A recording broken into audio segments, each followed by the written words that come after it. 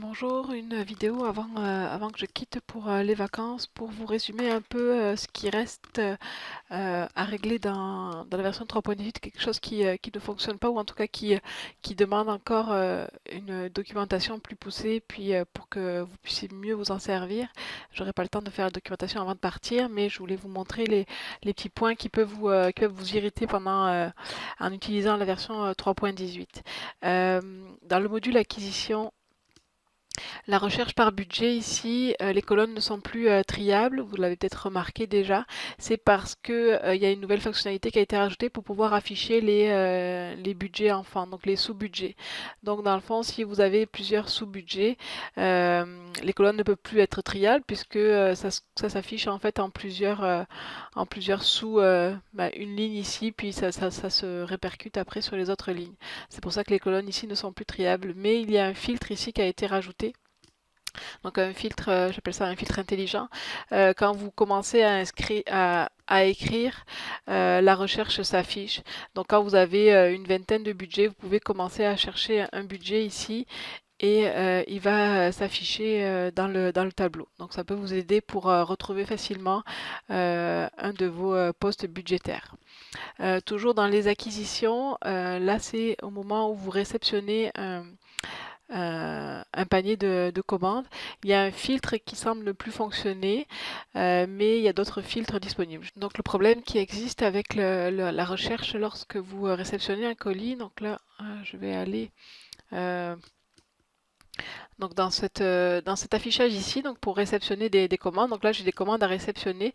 Le filtre ici de panier que vous avez peut-être l'habitude d'utiliser a l'air de plus fonctionner vraiment. Donc si je cherche un numéro ici, donc 4627 par exemple, et que je fais filtrer, il me fait il n'y a aucune commande en attente, alors que le panier existe bien dans mes commandes à réceptionner. Donc euh, n'utilisez pas ce filtre pour l'instant, mais il y a deux autres filtres qui sont disponibles. Donc ce filtre ici qui va rechercher dans tout le tableau. Donc si par exemple, donc c'est comme un filtre intelligent comme tantôt, quand vous commencez à inscrire les commandes qui sont rattachées à ce panier-là apparaissent. Donc ça c'est une recherche qui va se faire dans tout le tableau. Donc si je cherche aussi un titre, il va commencer à apparaître. Et ici en haut des colonnes, vous avez des filtres pour chaque colonne. Donc par exemple, 3041, donc ça va me faire afficher seulement les commandes du panier 3041 ou 4627 et je vais avoir mes commandes ici que je pourrais aller réceptionner.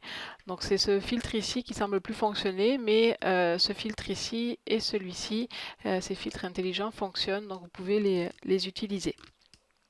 Ensuite, dans l'impression des cotes, je ne sais pas encore parce que j'avais rien vu de nouveau par rapport à ça, mais vous m'en avez parlé à plusieurs reprises. C'est au niveau du format. Je pense qu'avant, peu importe ce qu'on mettait comme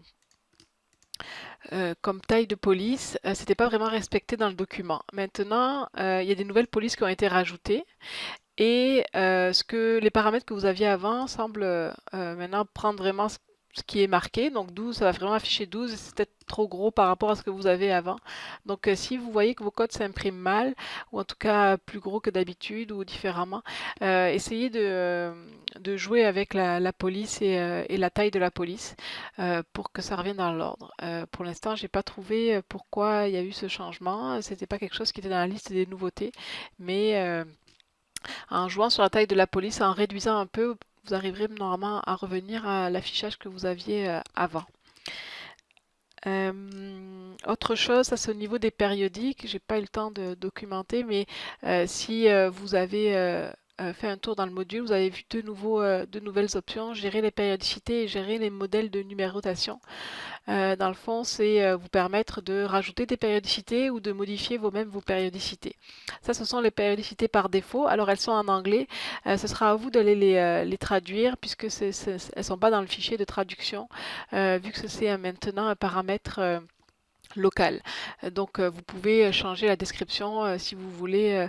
Là par exemple ça a été modifié quotidien. Je pense que par défaut c'était marqué 1/day. Donc là à Lévis ça a été changé pour quotidien. Mais toutes les périodicités peuvent être modifiées dans ce sens-là. Donc par exemple pour celle la plus courante mensuelle, peut-être la changer ici. Et dans le menu déroulant, quand vous allez créer un abonnement, ce sera les périodicités que vous avez modifiées.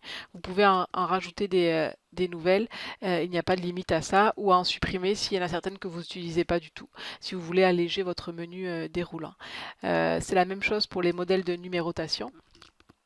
Il y a des modèles de base et il y a les backup patterns qui ont été importés suite à la migration 3.18. Dans le fond, avec ce nouveau système-là, c'est aller chercher tous vos modèles qui existaient déjà dans les abonnements et ça a créé des patterns. Puis, selon le modèle, il y a peut-être certains qui se ressemblent, mais des fois c'est juste une différence par exemple pour celui-ci, c'est peut-être juste une différence du point, puisqu'ici il y a un point, là il n'y en a pas. Donc, ces modèles, vous pouvez les renommer si vous voulez qu'ils correspondent à un certain modèle. Et si vous voulez uniformiser vos modèles, parce que certains se ressemblent et sont peut-être rattachés à la même, pas au même abonnement, mais au même type d'abonnement, euh, il faudrait aller dans chaque abonnement et choisir un autre modèle de numérotation ou regrouper tous les modèles tous les abonnements sur le même modèle de numérotation. Donc j'ai mis à disposition sur le site de la communauté un rapport SQL pour avoir la liste à quel abonnement fait partie de quel patron, de quel modèle de numérotation. Euh, donc le rapport, il est dans le wiki boîte à rapport SQL, puis il est aussi dans l'infolette que je viens de vous envoyer. Donc, par exemple, ce rapport-là va vous donner le titre de l'abonnement, le modèle du patron et la description. Donc, vous pourrez aller voir pourquoi, par exemple, ce patron ici, il a le 1 et le 2, ça se ressemble quand même. Pourquoi c'est pas le même modèle alors qu'ils se ressemblent? Là, vous pourriez aller voir ici dans le modèle, vous avez le paramètre du modèle de numérotation qui est peut-être différent pour euh, avec l'autre, le numéro 2. Donc vous pourriez aller comparer et voir pourquoi ils sont différents alors qu'ils ont le même formule de numérotation. Pour chaque nouveau modèle créé ou pour chaque modèle modifié, vous pouvez tester un prévisionnel. Donc ça touche pas à votre abonnement auquel il est rattaché, mais c'est juste pour vous aider à voir à tester le prévisionnel. Donc vous avez la périodicité, donc ça c'est le menu déroulant de vos périodicités que vous pouvez aussi maintenant modifier et en rajouter. Et vous pouvez le tester sur une date. Ça engage à rien, ça va rien enregistrer comme données. C'est vraiment pour vous aider à tester. Donc, par exemple, c'est un quotidien qui apparaît. Ça va commencer le 1er juillet sur. Il y en a 300 dans l'année. Paramètres régionaux, ça c'est nouveau, c'est pour en fait si vous choisissez des périodicités sur saison, ça sera les termes des saisons vont se mettre en français. Si vous choisissez rien, ça se mettra en anglais automatiquement. Donc là je débute par le chiffre 45 par exemple.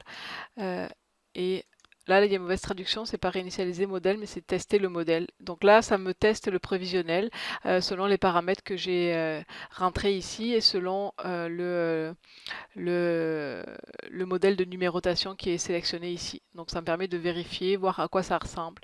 Donc ce test-là, ça engage à rien sur vos abonnements, mais ça vous aide à tester le prévisionnel et les modèles de numérotation. Donc pareil pour les modèles de numérotation, vous pouvez en créer des nouveaux. Et modifier le terme ici si vous voulez le marquer en français pour que ce soit plus compréhensible pour vous. Donc voilà les 4 petites choses que je voulais vous parler ce matin qui sont un peu encore à corriger dans la version 3.18. Il faudra attendre le mois d'août et mon retour pour que je puisse documenter mieux ça et puis vous aider dans ces nouvelles fonctionnalités. Voilà, merci.